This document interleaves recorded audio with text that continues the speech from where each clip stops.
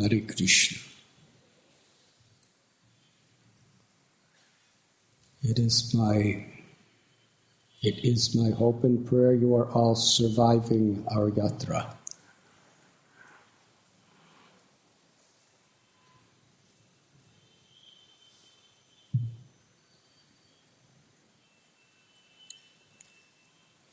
How many of you have been across the street to where all the children play?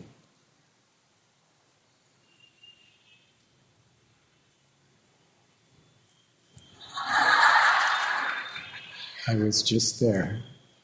It's quite incredible. About 500 children are playing together in a nice playground across the street. And all the older children like us who are taking care of the younger children, they're listening to the class as they're playing with the children. And I'm thinking they're probably the only ones who are really awake through my lectures. It's a wonderful service.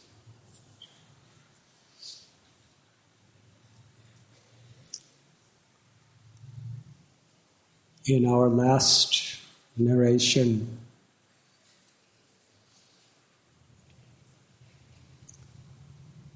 we were discussing the cleansing of Gundicha temple.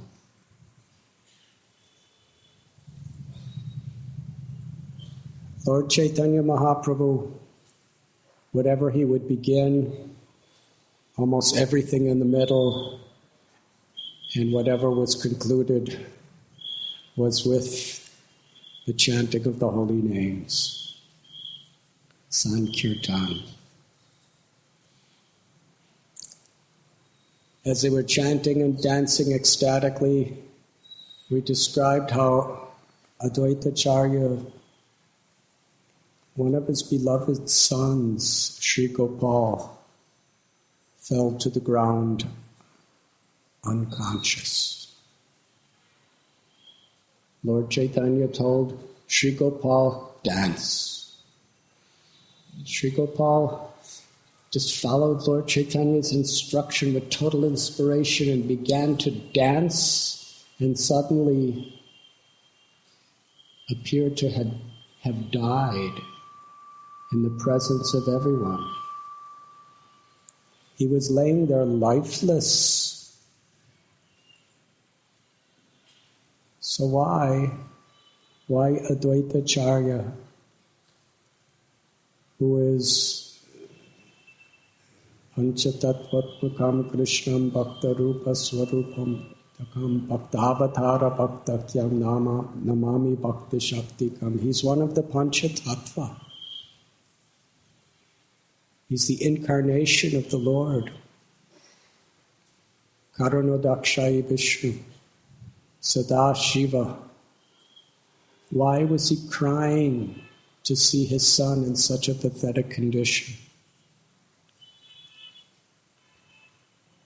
Krishna tells in Bhagavad Gita to Arjuna that the wise lament neither for the living nor the dead. So why is Krishna lamenting over his dead son? Certainly he was not in the bodily concept.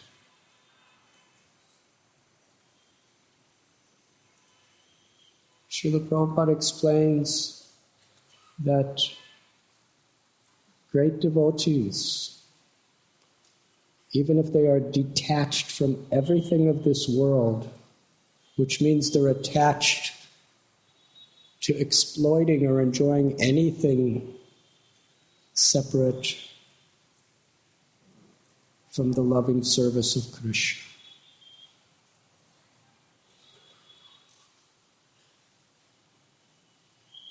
But it's natural, because in this world we have relationships. Yesterday, we sang the prayer of Narottam Das Thakur Jai Anilo Premadana.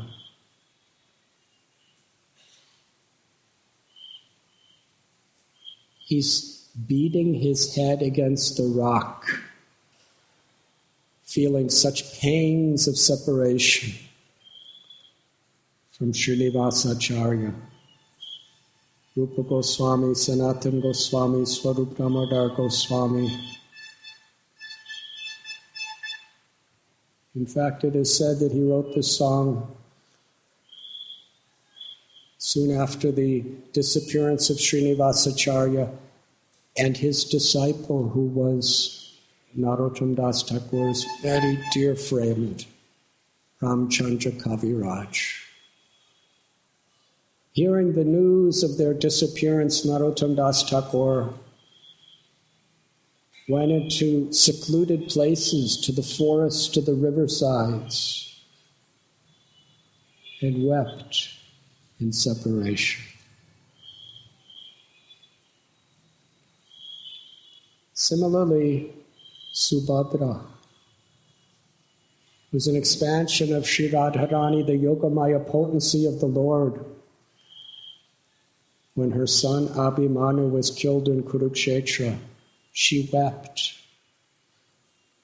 as did Yudhisthira, as did Arjuna after he already heard Bhagavad Gita.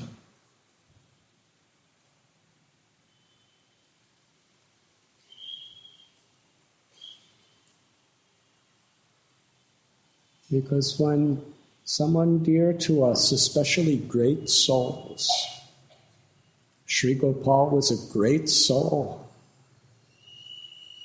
He was dear to Chaitanya Mahaprabhu. When it appeared that his body was gone, they were feeling separation from the presence of that soul. And the medium by which they can have loving exchanges was very much through the body. So devotees cry when another devotee leaves, but they're not crying just in lamentation that that person is dead and gone. It's a celebration. That person has gone back to the spiritual world or has been elevated closer to Krishna. But still, the medium by which we could exchange so many relationships with that eternal soul was through their body. So we're actually crying in love for the soul, not just in loss of a body.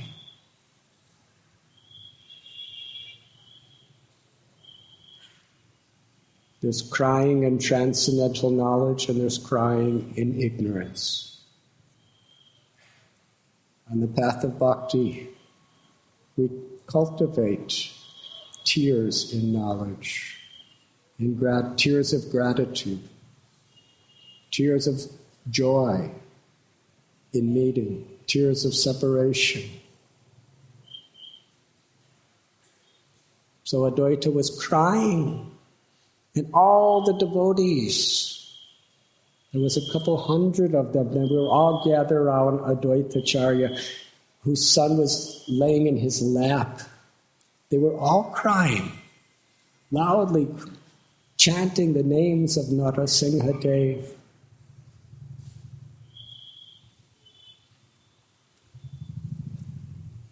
But the child was lifeless. Then Chaitanya Mahaprabhu placed his lotus hand over the heart of Sri Gopal and said, "Sri Gopal, rise." And Gopal came to consciousness to dance.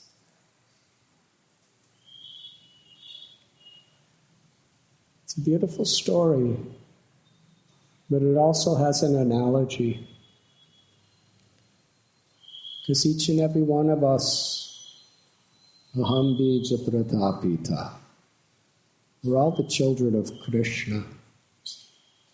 He's the father, the mother of every living being. We're all dear to Krishna. Krishna who is within our heart and simultaneously in the heart of every living being, and simultaneously Bhagavan in his own abode.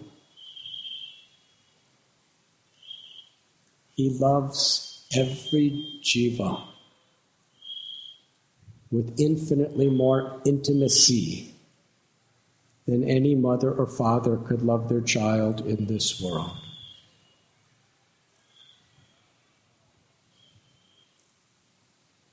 Srila Prabhupada would sometimes cite the common saying, God is great. What does that mean? The greatness of God's love. Every little insect, every little fish in the sea, every animal, every bird in the sky, and every type of human being, and the devatas above us. Krishna has more personal love and concern for every living being than any mother or father could have. Because whatever love a mother, a father, a friend, or a lover may have in this world, it is all an infinitesimal part and parcel reflection of Krishna's love in every relationship. That is Krishna. So somehow or other, Jeev Jago, when we forget our relationship with Krishna, spiritually we are dead. We're unconscious. We've forgotten who we truly are.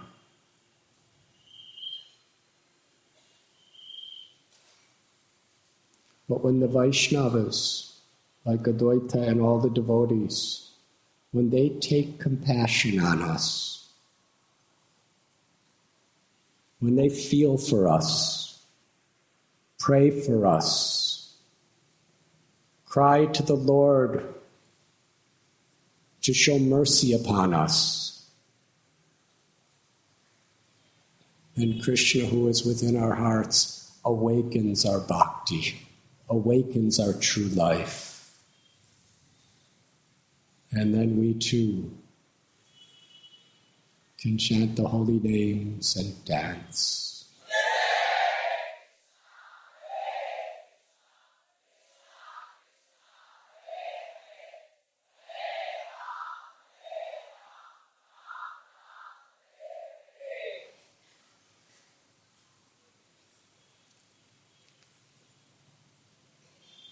There are many stories in Lord Chaitanya's pastimes here in Puri.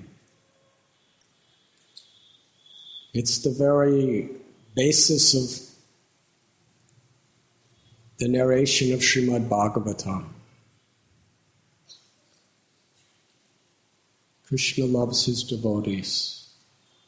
His devotees love Krishna. And when we somehow or other can get the mercy of the devotees upon us, then only does Krishna shower his mercy upon us. So in our sankirtan movement, we are very much depending on the blessings of each other. The more Vaishnavas depend on blessings, the more they become transcendentally situated in spiritual consciousness. The next day, Lord Chaitanya and all of his associates, they got up very early in the darkness of the morning. They took their baths in the sea and rushed to Lord Jagannath's temple. Because on this day, the Ratha Yatra would be celebrated. Krishnadas Kaviraj Goswami describes how Lord Chaitanya celebrated Ratha Yatra in beautiful detail. It began where King Prataparudra, who's actually in charge of overseeing everything in Puri. He's the king. He arranged for Lord Chaitanya and all of his associates to be in a very, very perfect place to watch the Pandu Vijaya, where the Dayatas would carry Lord Jagannath, Balaram, and Subhadra from their throne to their chariots. There were thick, large silken ropes that would be wrapped around Jagannath's body. And the Dayatas, Dayata means one who has received the mercy. We heard from His Holiness Bhakti Purushottam Maharaj. Now previously, Jagannath was worshipped as Nila Madhava by these Shabaras, who were simple farmers of pigs. They were living in the jungles, but they worshipped the Lord with pure devotion. And the Lord for generations accepted that devotion. During the day from them, and during the nights, the demigods would come to do the puja.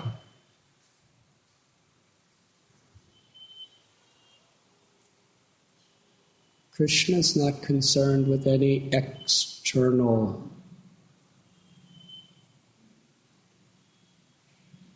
qualifications. Krishna's Saragrahi Janardana. He's only seeking the essence of the sincerity of a devotee's love. That's all.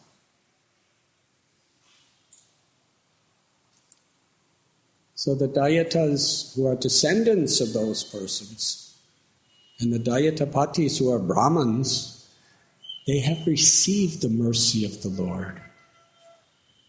And Srila Prabhupada explains, after the Snan Yatra for approximately 15 days, Lord Jagannath, Baladev, and Subhadra, they performed the Leela of having a fever.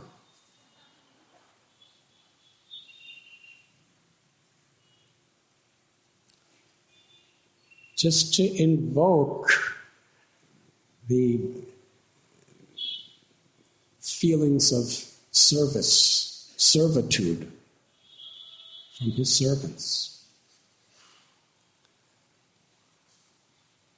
And the Dayatapatis, they give Krishna different medicinal infusions in the form of different fruit juices and herbs.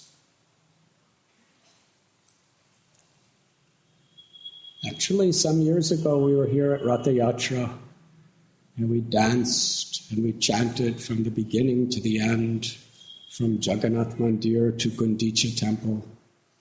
It lasted. They didn't even make it to the end at night. They stopped the procession at sunset, and the chariots just stopped there, and Jagannath just took rest on his chariot that night. Then after sunrise the next morning, they continued. So it went on for about 8 hours, and it was pouring rain for almost the whole procession. Devotees were singing, dancing. Then the next morning, we all got up to chant japa, and we were sitting around the chariot. It was storming rain, and some devotees had little umbrellas. Some just found some pieces of plastic on the street and put it on top of their heads. And everyone was chanting, hundreds and hundreds of devotees. And I remember the pandas, they were so happy to see the devotees for about 3-4 hours chanting japa in the pouring rain, sitting on the street. They said,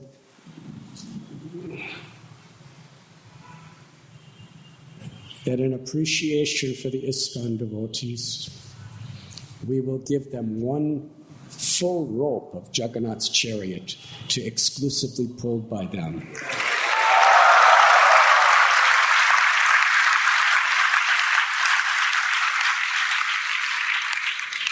Of course, the next day there wasn't as many people as the first day. But one thing I remember is I had high fever. Very, very high fever. And I had bronchitis, and I don't know what else, but I was extremely sick. And so many doctors, because we have our Bhaktivedanta hospital, we can't escape doctors. They were all coming with all sorts of ideas. And then our dear, esteemed friend, Ram Kumar, who's one of the Dayatapatis, he's actually taking care of Jagannath when he has a fever.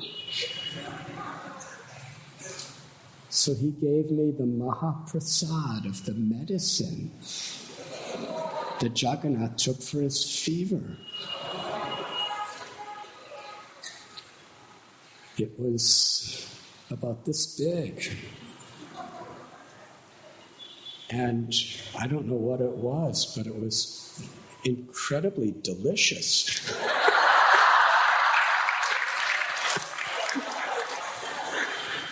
It was some sort of herbs. And he told me take little at a time, and my fever went away.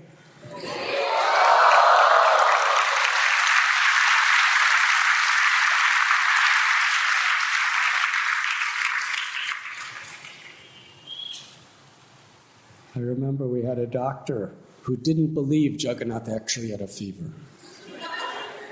So Ram Kumar said, come and touch him. He touched him, and this is a true story. The doctor got his hand burnt. He came running to my room, crying like a baby. He said, he really does have a fever. It was early in the morning. I said, who? I was thinking one of our devotees. I said, who? He said, Jagannath. He really does. I tested him. My hand was burnt.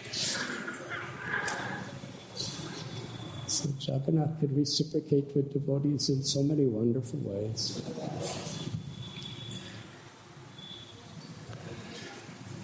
So after 15 days, the Lord, of being in seclusion with Mahalakshmi, the supreme goddess of fortune, Jagannath comes to take his journey to Gundicha, to Vrindavan Dham. And as the Dayatas were carrying Lord Jagannath, King Prataparudra, with a broom that had a golden handle, was sweeping the street as Jagannath was being carried. And as he was sweeping, he also had a pot of water that was scented with sandalwood. He was sprinkling the sandalwood oil so that everything was very refreshing and fragrant for Lord Jagannath as he swept.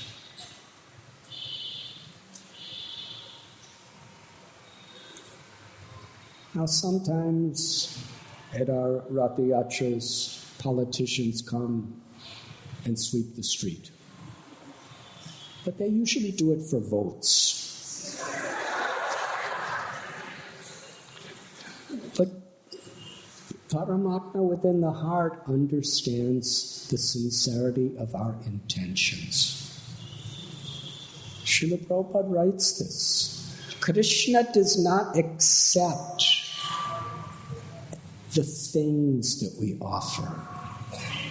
Krishna accepts the sincerity of the intention, the purpose in which it is offered. Because Krishna is seeing from outside in and from inside out.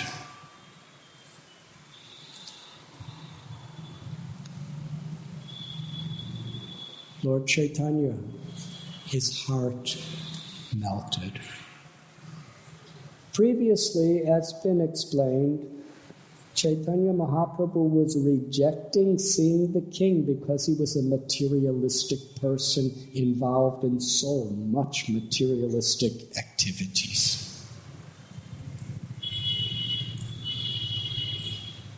But he saw that the king, from the very core of his heart, identified himself as the menial servant of the Lord.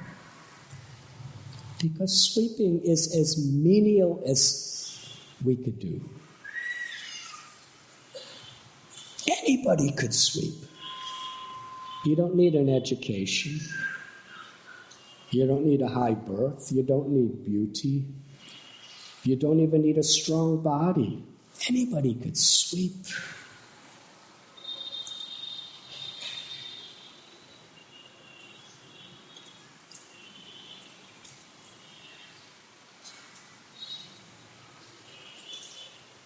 And some people, in some places,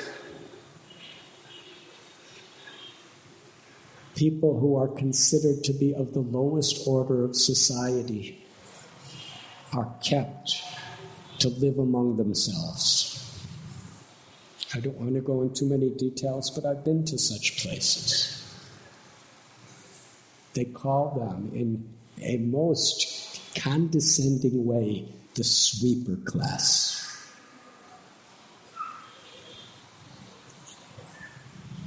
King Prataparudra, with great feeling and gratitude, he was sweeping before the Supreme Lord.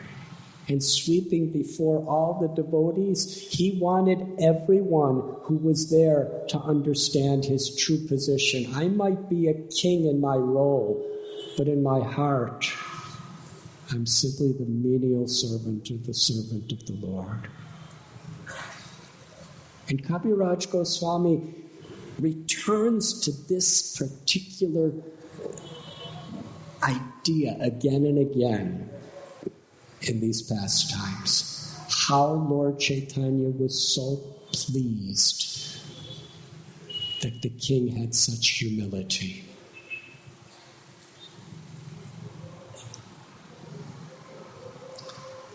Lord Chaitanya looked up at Jagannath and cried out, Manima, Manima, which is an Odishan way of respecting a great personality. Krishnadas Kaviraj Goswami tells that Lord Jagannath's chariot looked like Mount Sumeru. Yesterday, our godbrother Tribangananda Prabhu was talking about his initiation, I believe in 1973, at Trafalgar Square in London. And during that initiation, Srila Prabhupada gave a lecture there. And the next day, in the newspaper, a London newspaper, it said that the Hare Krishna chariot was rivaling the Nelson column. And Prabhupada really liked that. He actually wrote it in the purport of Sri Chaitanya Charitamrita. He said, just like the residents of Puri were comparing the Jagannath chariot to Mount Sumeru, the people of London compare it to the Nelson column, which is it's the most famous statue in London. It's very high. As they pulled the chariot, Jagannath was Krishna, returning to Vrindavan.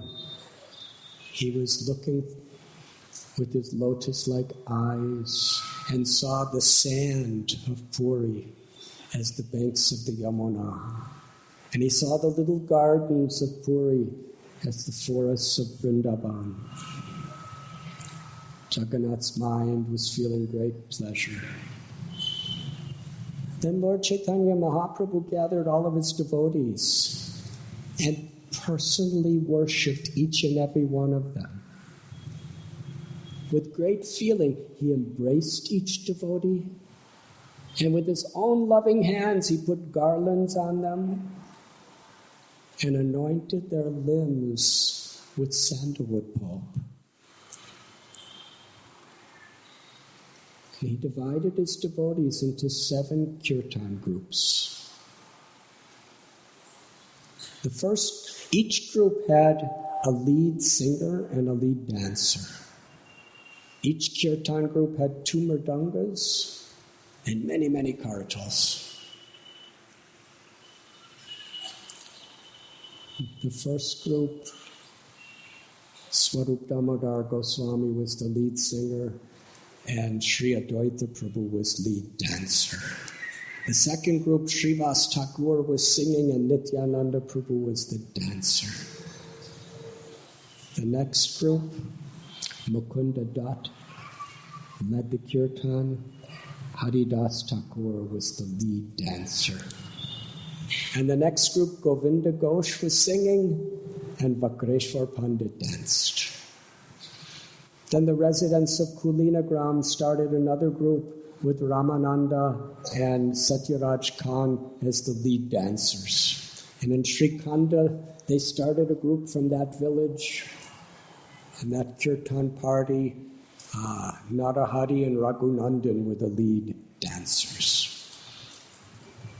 And from Shantipur, the son of Sri Advaita, Achyutananda, was dancing. 4 parties were dancing in front of Jagannath's chariot, 1 on either side and 1 in the back. Lord Chaitanya Mahaprabhu, when he danced, the ecstatic symptoms of his love, his great happiness, bringing Krishna back to Vrindavan. That was his mood. Very mystically, only a few of the most confidential associates could see what he was doing. He expanded himself to be dancing in all 7 of the kirtan parties simultaneously. Each party was thinking, Lord Chaitanya is only with me. A comparison is given when Krishna was dancing in Ras Leela. Each gopi was thinking, Krishna's dancing only with me. In Dwarka, of 16,108 queens, each one was thinking, Krishna's living in the palace only with me. The same Leela was revealed and shared with the devotees in Puri. At other times, Lord Chaitanya would become one form, and all the parties would come together to dance and chant and watch the beauty of his dance. King Prataparudra, he was observed by Kashi Mishra and Sarvabhauma Bhattacharya. They were struck with wonder. They could understand the mercy King Prataparudra was receiving. He was able to personally see and understand 2 of the most mystical of all secrets. And he was astonished. Those 2 secrets. 1, He was watching Lord Jagannath, stopping his chariot to see Lord Chaitanya dance. And he understood, he realized that Lord Jagannath was watching himself. And Lord Chaitanya was dancing for himself. And at the same time, they were separate. Krishna, in the mood of Sri Radha, was dancing for Krishna.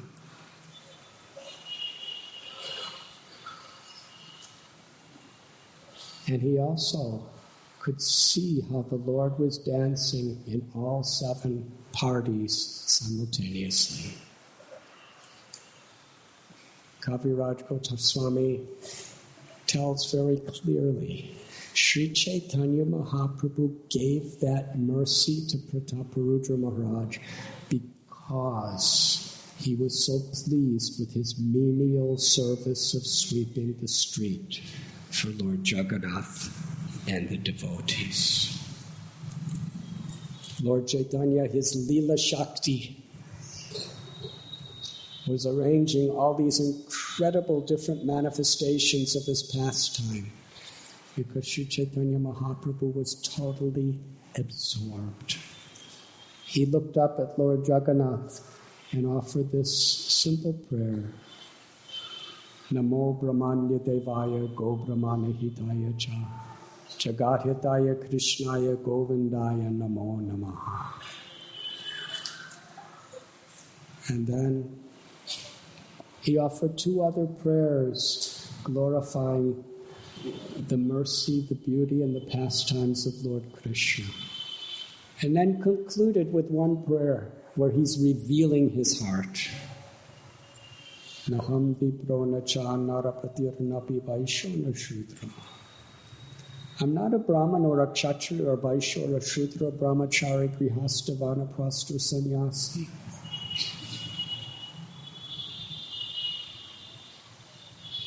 My only identity, my only true aspiration is to be the servant of the servant of the servant, the Anu, the insignificantly small servant of all the servants of the Lord of the Gopis.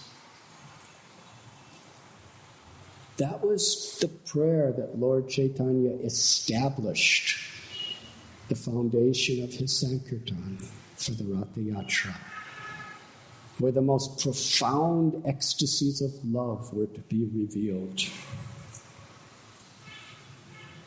Sometimes as Lord Chaitanya Mahaprabhu danced, in order to protect him, Lord Nityananda Prabhu held the hands of his associates to make a circle.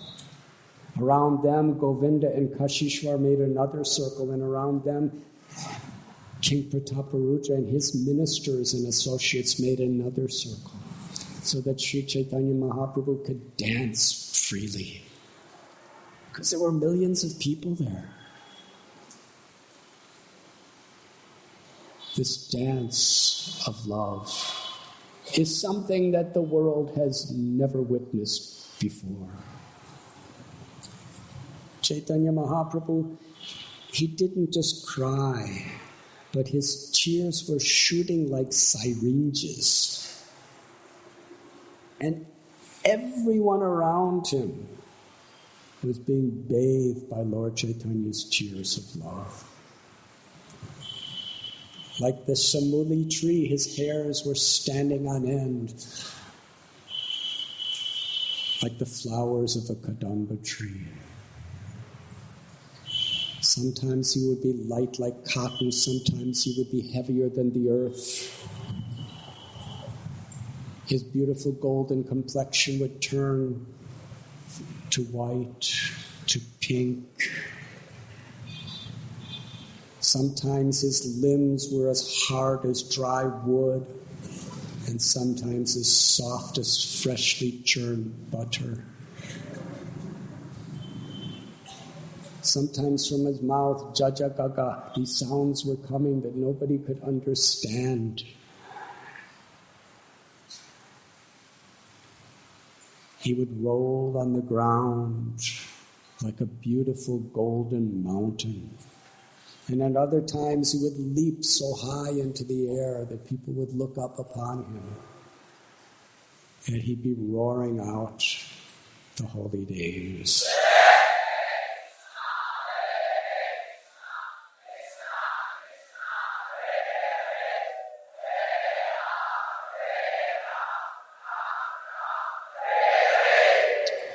Swarup Damodar Goswami and Lord Chaitanya, their mind and their senses were identical. As the dearmost devotee of the Lord, Swarup Damodar Goswami would sing exactly in harmony with what was in the heart of Lord Chaitanya, to give him pleasure. He sang a particular verse. Now I have gained the Lord of my life, in the absence of whom I was being burnt by Cupid and withering away. When Lord Chaitanya heard that, he entered into the mood of the gopis meeting Krishna in Kurukshetra. This is described in 10th canto of Srimad Bhagavatam. After many years of living in separation from Krishna, Kaviraj Goswami tells when Krishna left Vrindavan, the Brijabasis cried for the rest of their lives, waiting for Krishna to return. After many, many years, they received a message inviting them to meet Krishna in Kurukshetra. This is before the great battle. Kurukshetra is a holy place. It's been a holy place since time immemorial. A place where yajnas, where spiritual ceremonies are performed to invoke the highest blessings and benedictions. So on the occasion of solar eclipse, it is considered a very holy place to observe these ceremonies. When Krishna met with the gopis in Kurukshetra,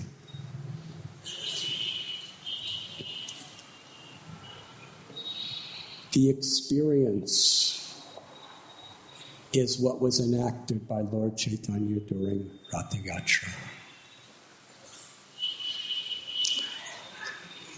Lord Chaitanya, in the mood of Sri Radharani, wanted to make sure that Lord Jagannath was remembering him. So sometimes during the kirtan, he would go behind Jagannath's chariot, and Jagannath would stop. Even though everyone was pulling, nobody could make him move until Lord Chaitanya came into the front, and Jagannath would follow him.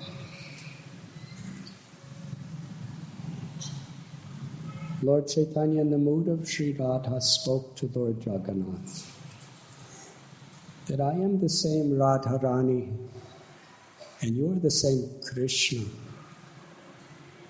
And we are meeting in the same way we used to meet. But I am not happy here.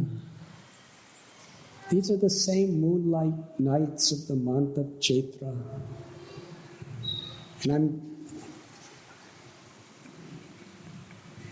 I'm feeling the same fragrance of the Kadamba groves.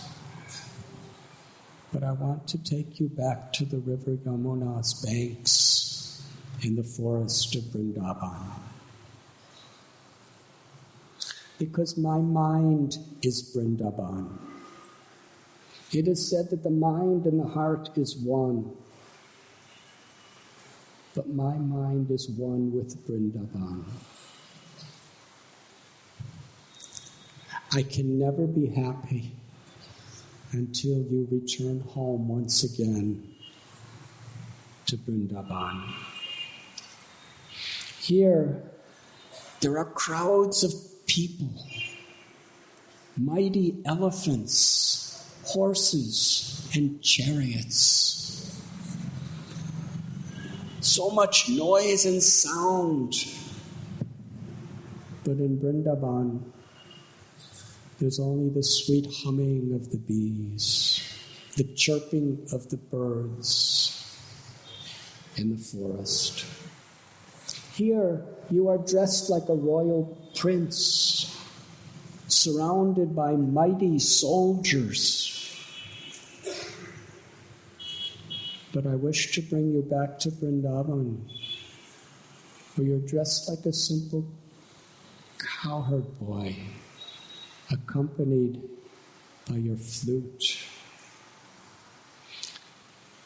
There is not even a single drop of happiness here in Kurukshetra compared to the limitless ocean of happiness of Vrindavan.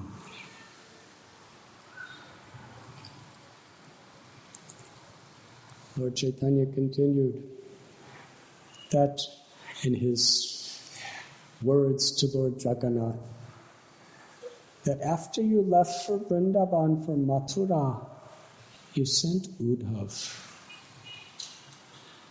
to teach us Jnana Yoga and Dhyana Yoga.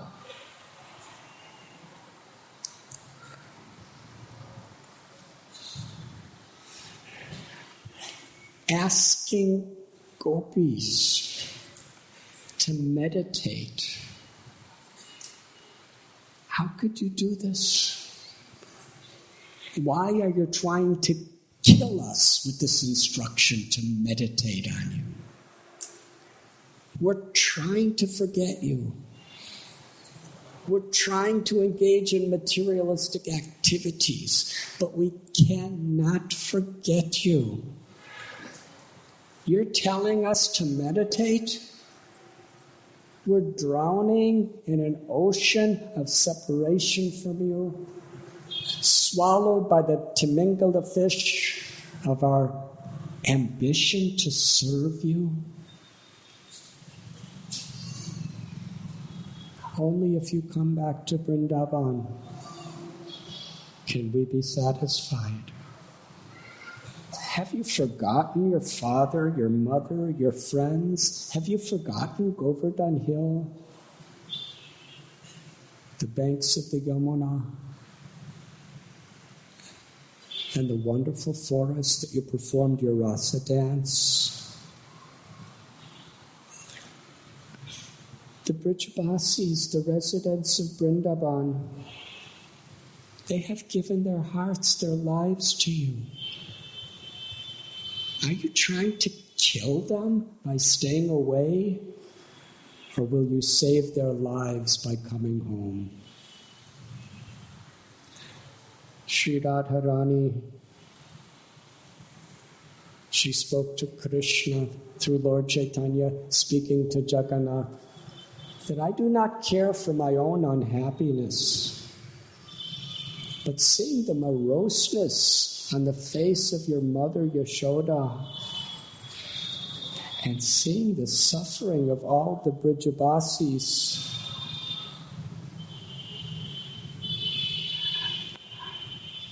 it's unbearable.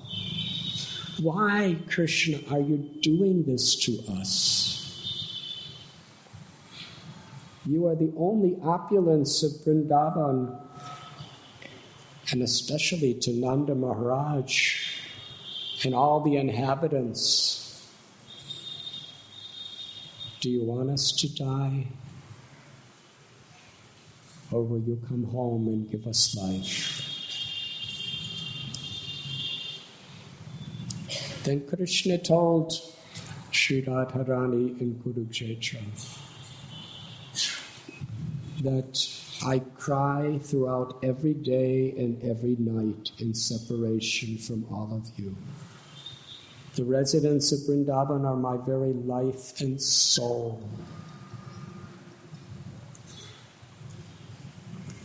He actually explained it in this way. The residents of Vrindavan are my life and soul, and the gopis are my very life and soul. And you, Sri Radharani, are the very life of my life and soul. And I know that you cannot live without me. Therefore, every day I worship Lord Narayan. And secretly, by the mercy of Lord Narayan, I come to Vrindavan to enjoy pastimes with all of you. And you could feel my presence. He said, in 10 or 20 days I will return. But there are still 2 or 4 more demons I must kill. The only reason I'm living in Dwarka is so that the demons will not attack Vrindavan. I'm just as a formality living with the queens and all of the royalties of the Yadu dynasty. But my heart is forever in Vrindavan with you. This was the mood of Lord Chaitanya in Yatra Yatra. The deepest, most esoteric and profound of all the conclusions of all the scriptures was revealed by Lord Chaitanya in the Yatra Yatra. The ecstasy of the love of separation of Sri Radha and the Brajavasis for Krishna. Lord Chaitanya, Radha Bhavaduti Subalitam Nomi Krishna Swarupam. He's Krishna who's come to taste the sweetness of Radha's love, but also to give that love to the most fallen souls of this age of Kali Yuga. Rupa Goswami's prayer, we all know it, but the depth of the meaning of this prayer is inconceivable. Namo Mahabharanyaya Krishna Prema Pradayate.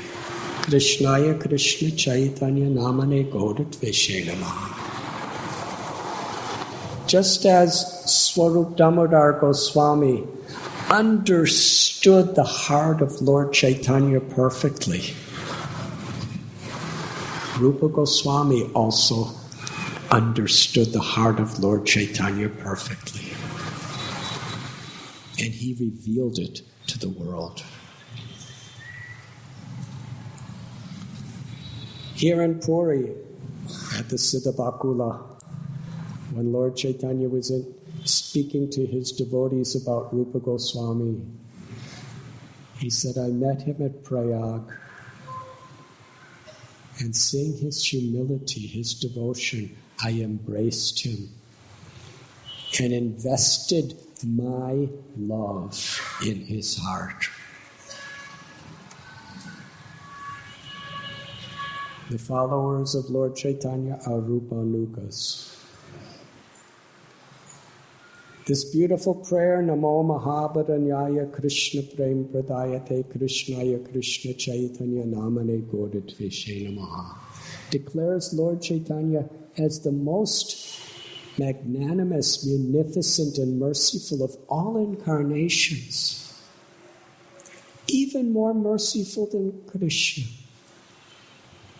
How can Krishna be more merciful than Krishna?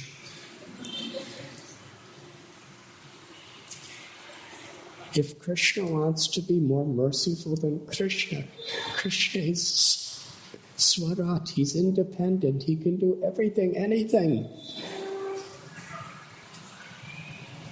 Krishna exchanged the Madhurya Ras, the loving pastimes with gopis and Sri Radha in the forests of Vrindavan.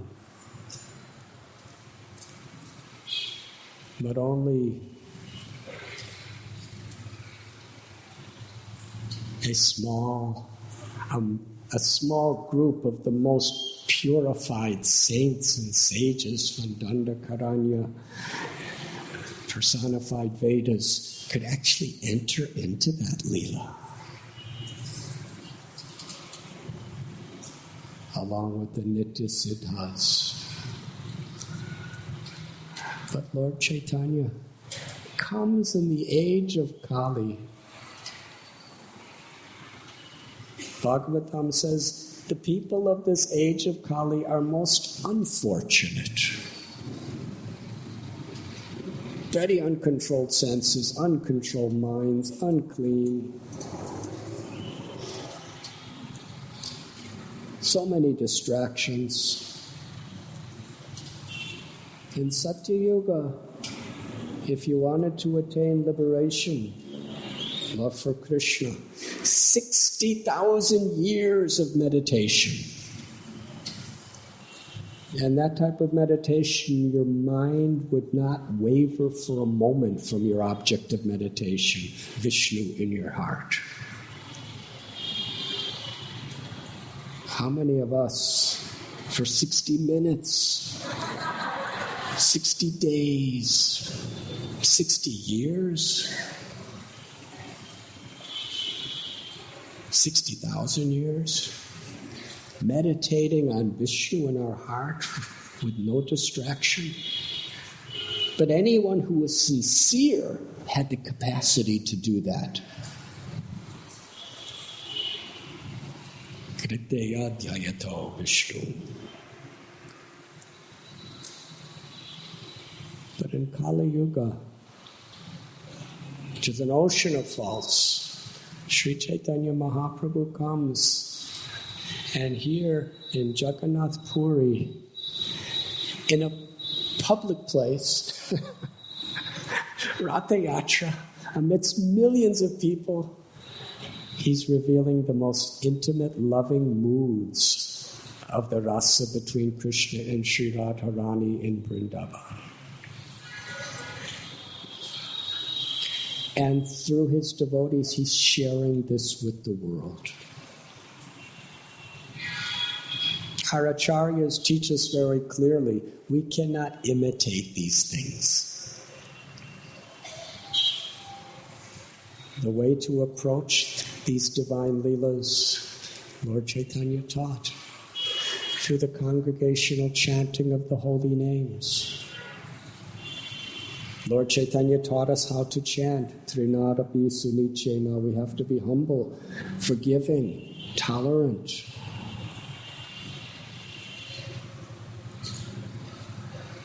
And we have to be in the mood of the servant of the servant. This is what Mahaprabhu is giving us. This is Jagannath Puri Dham. We come to this holy of all holy places, feeling ourselves very fallen, crying out the holy names, crying out for service to Krishna and the devotees,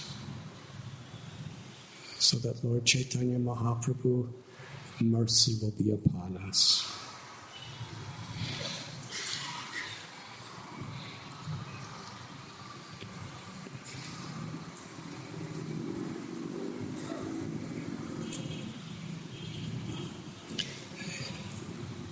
Kaviraj Goswami declares that everyone in that parade could clearly see Lord Chaitanya dancing. The residents of Puri, the pilgrims, the shopkeepers, everyone. And whoever saw Lord Chaitanya's loving dance were blessed with the highest perfection of ecstatic love for Krishna. That is how Sri Chaitanya Mahaprabhu was freely giving his mercy. Then, the parade came to the Balagandhi, where Jagannath, Baladev, and Subhadra's chariots stop. And anyone and everyone could come and offer bhoga. King Prataparudra, various Brahmins, various people, they brought hundreds and thousands of preparations, placed them all around the chariots to offer them. At that time, Lord Chaitanya and his associates went to a garden just close to Gundicha temple to rest. By this time, throughout the entire day, they were continuously chanting and dancing in great joy. Lord Chaitanya laid on a raised platform to rest. It was at that time that Sarvabhauma Bhattacharya, Ramananda Rai, and the other devotees, they put King Prataparudra in the dress of a simple Vaishnava. And they told him, go in and massage Lord Chaitanya's legs and chant the Gopi Gita.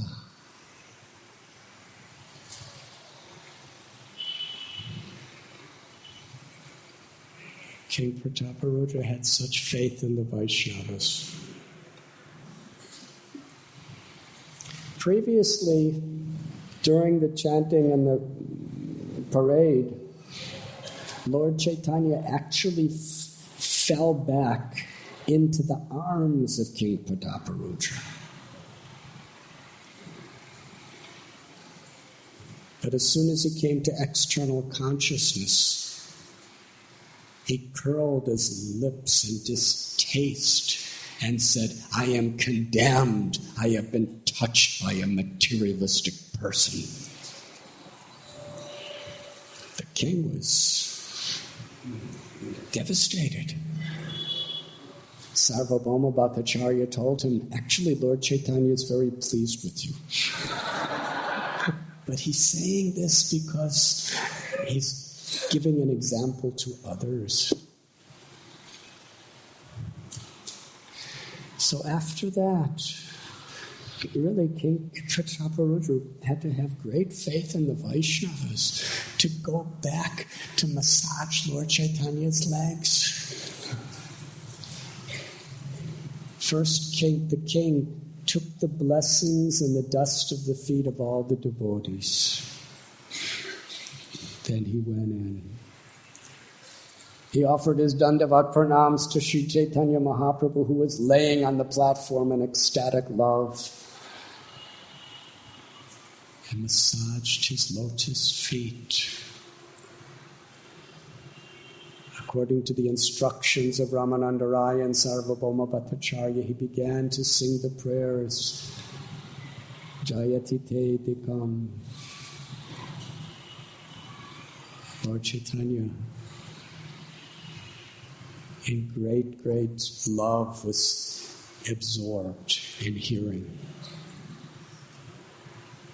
And when he came to that prayer, Tapakatam Ratam Tapta Jivanam, describing the glories of those who chant the names and the glories of the Lord. The pastimes, the names, the glories of Krishna are like nectar. They can purify all the sins and darkness of the heart and awaken ecstatic love for Krishna. And those who broadcast the glories of the Lord are Burida. They are the most munificent. When Lord Chaitanya heard this verse, he cried out, you are most munificent, you are most munificent, Burida, Burida. He sat up and embraced King Prataparudra, not knowing who he was externally. He embraced him again and again and again. He said to the king, you are giving me so much nectar. There is nothing I can ever to do to repay you. You are giving me my life. You are drowning me in nectar. Lord Chaitanya was literally bathing him with tears of affection. Then he said, "Who are you?"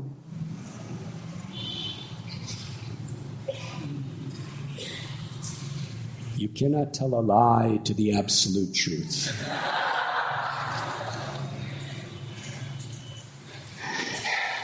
If King Prataparudra were to say, "Actually, I'm King Prataparudra," that would have been impossible. But at the same time, he couldn't tell him he's not. That's where we find the very heart of this Leela revealed. King Prataparudra responded to Lord Chaitanya by speaking the deepest, most honest truth of his heart. He said, "I am the servant of the servant of the servant of your servants. And my only ambition in life is to be the servant of the servant of your servants." In the purport, Srila Prabhupada explains this is the heart of bhakti. And Srila Prabhupada tells that Prahlad Maharaj went through so much difficulty when Lord Narasimhadev offered any benediction to Prahlad. Prahlad only asked for one thing, according to this purport: to be the servant of the servant of the servant of your servants. And when Dhruva Maharaj was offered by Kuvera any benediction, the treasurer of the Devatas, Dhruva prayed to be the servant of the Lord's servants. Kolavecha Sridhar. He lived in what we would consider desperate poverty materially. His clothes were rags. His house was a single tiny room in a thatched hut that leaked. His body was emaciated from no food. And nobody understood who he was except for a few of the greatest devotees. He was offered wealth, kingdoms, mystic cities, elevation to the spiritual world. Kolavecha Sridhar refused every benediction.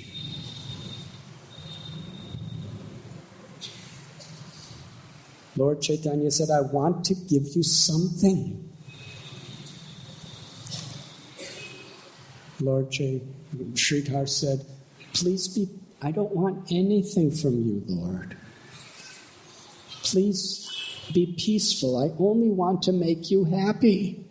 Lord Chaitanya said, "If you want to make me happy, ask for something." To be the servant of the servant of the servant. The conclusion, Srila Prabhupada explained, the highest benediction that we could strive for or pray for is to be the servant of the servant of the servant of the Lord. Sri Chaitanya Mahaprabhu was so pleased with King Prataparudra. He secretly revealed his divine opulences to him and told him, "Please do not disclose what you have seen to anyone." And throughout this whole entire pastime, Lord Chaitanya never revealed that he knew who he was. King Prataparudra was blessed with the ecstasy of the love of Vrindavan.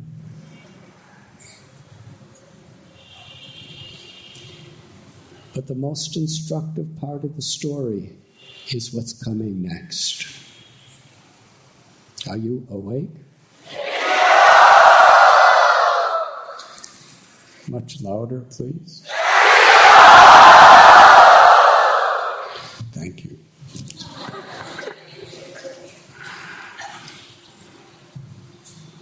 King Prataparudra, who was soaked with the tears, the nectar of the tears of Lord Gauranga Mahaprabhu, Sri Radha's tears of love for Krishna.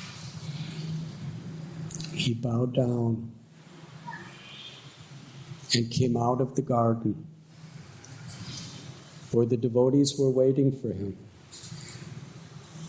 He understood that everything was by the mercy of those devotees. With such humble gratitude, he took the dust of the feet and bowed down to every devotee.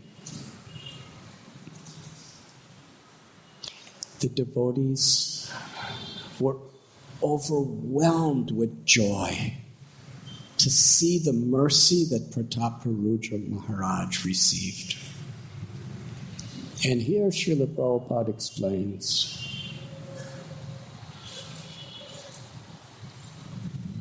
they had no envy.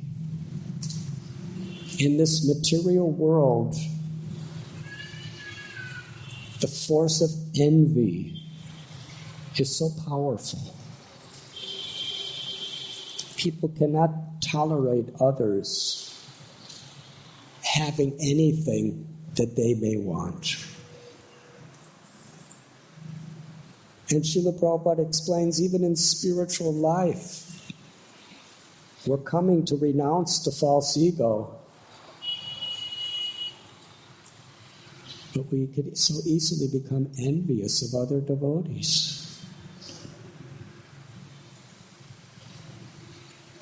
It is clearly declared the meaning of a Vaishnava is to have no envy.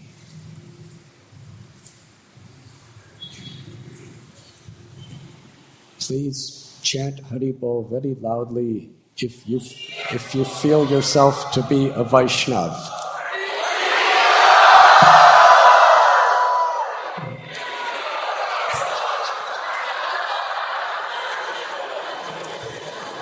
I'm very happy you have no envy. Therefore, Srila Bhaktisiddhanta Saraswati Thakur, he did not take anyone serious who called themselves a Vaishnava.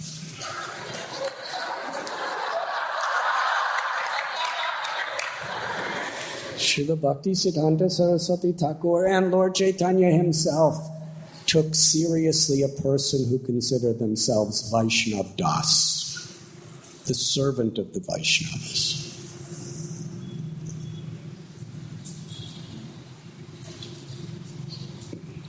If we truly want to please Krishna, we will find happiness when we see others getting his mercy. We will feel happy when we see others prospering spiritually. If somebody's being empowered by Krishna, if that person gets proud, they're not really very dear to Krishna. But if little you or me, if we're happy to see that person being empowered, we're more dear to Krishna than they are. Does that make sense? Krishna's not just pleased by what we can accomplish. He's pleased when we are truly a well-wisher of others. When we take joy to see another devotee's success, take joy to see another devotee's happiness, take joy to see another devotee's empowerment, we become intimately dear to Krishna by that happiness. But if we have envy, then we should know that that envy is what disconnects us. But I don't want to leave you all hopeless. because sometimes we are envious. But we should recognize envy as an enemy, not a friend. We should not act according to the dictations of our envy. We should do just the opposite. If we're feeling envious of someone, we should serve that person. Now, someone may say that's hypocrisy.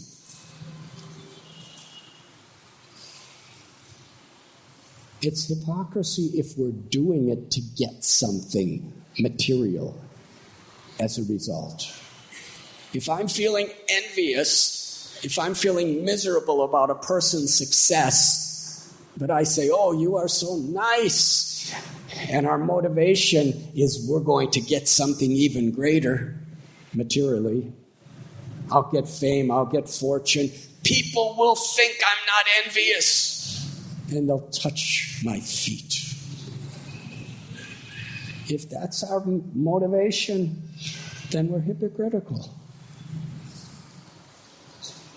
But if we're humble, that this envy is a disease, I'm praying, Krishna, please save me from this envy.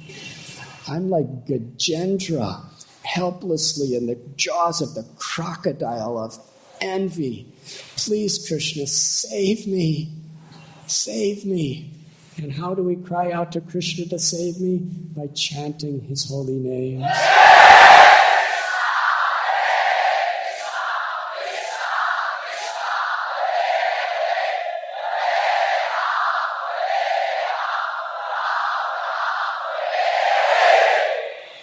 And we serve that Vaishnav, and we glorify that Vaishnav to purify ourselves of that envy. It's like a medicine. When Sri Chaitanya Mahaprabhu was when he returned to Navadvip, in Koladvip, and he met one Brahmin there.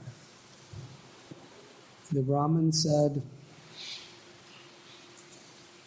that when you were here in Navadvip, I was so envious of your devotees. I was constantly blaspheming your devotees. But after you left to take sannyas, I woke up to realize how sinful I am. Now I'm surrendering to you. Please, what can I do to be forgiven? Lord Chaitanya said that when you criticize others, you're drinking poison. When you glorify the great souls, when you glorify the Vaishnavas, when you speak as a well-wisher to others, you are drinking nectar. So stop criticizing and speak the glories of the Vaishnavas and chant the holy names.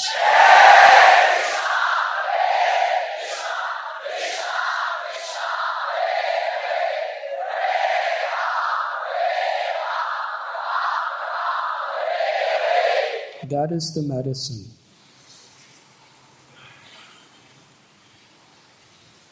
Time and again in the Leelas of the Lord, the devotees feel so much concern for each other.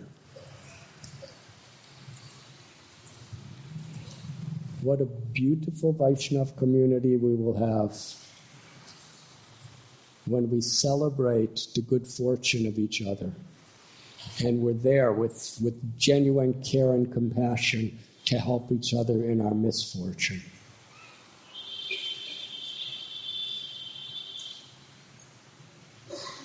That is Gaudiya Vaishnava society.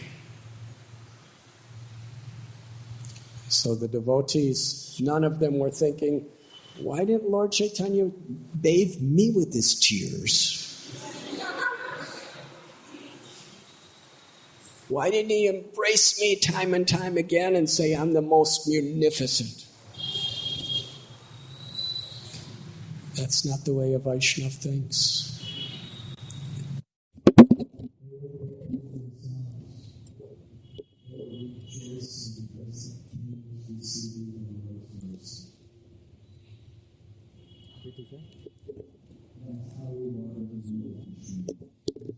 Please Krishna. That's how our love of Krishna awakens. So here in this Ratha Yatra, we're speaking very neophyte, just repeating the words, that's who I am. We're speaking about Sri Radharani's most intimate dialogue with Lord Krishna, bringing him, begging him to come back to Vrindavan. And that's what the Ratha Yatra parade is. Srila Prabhupada explained it so simply. That in the hearts of the gopis, because Srimad Bhagavatam doesn't tell that Krishna went to Vrindavan then. In the hearts of the gopas and the gopis, they brought Krishna, Balaram, and Subhadramai. In the chariots of their hearts, they brought him back to Vrindavan.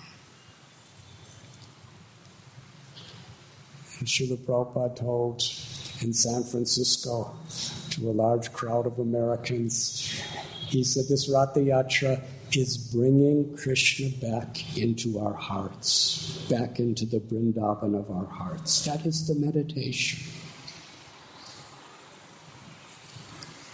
So the most mystical, esoteric, deep message. And here it concludes, the Ratha Yatra's conclusion is how we have to be free of envy. We have to be well-wishers to each other. We have to genuinely feel ourselves servant of the servant of the servant. And in this mood, we have to learn to constantly chant the holy names.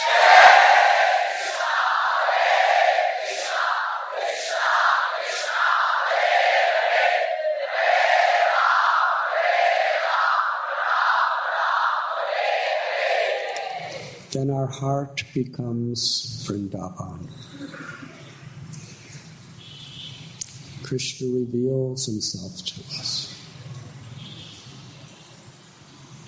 And in Sri Chaitanya Mahaprabhu's path, as we make spiritual progress, we want to share that good fortune among the other devotees. And as a community, we want to share it with all living beings throughout every town, every village, in all the world.